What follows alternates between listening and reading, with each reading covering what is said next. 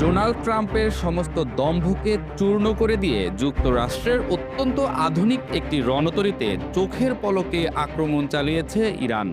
এই ঘটনার ভয়াবহতায় কাঁপছে ইসরায়েলের যুদ্ধশিবির। বিশ্লেষকরা বলছেন, কল্পনার চেয়েও ভয়াবহ ক্ষিপ্রতা নিয়ে আক্রমণ চালাচ্ছে ইরানের আইআরজিসি।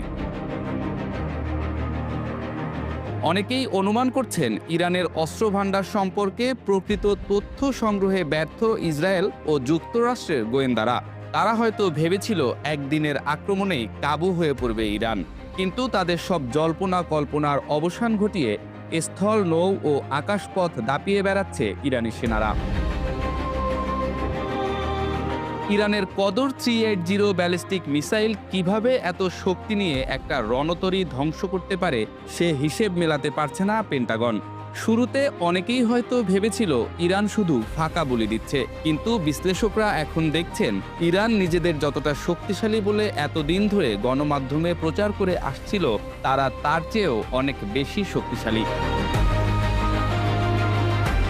এই মুহূর্তে আরব সাগর এবং হরমুজ প্রণালীর আশেপাশে যুক্তরাষ্ট্রের একাধিক নৌবহর মোতায়েন রয়েছে।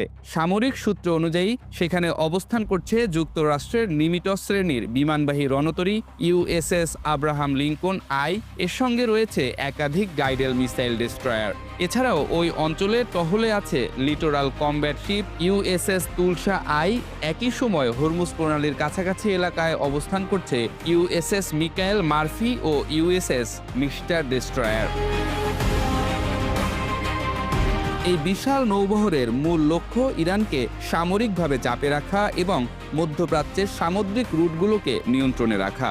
কিন্তু বিশ্লেষকরা বলছেন, ইরানের ক্ষেপণাস্ত্র ভান্ডার এমনভাবে সজ্জিত করা হয়েছে যাতে সমুদ্রের যুদ্ধক্ষেত্রেও তারা শক্ত প্রতিরোধ গড়ে তুলতে পারে।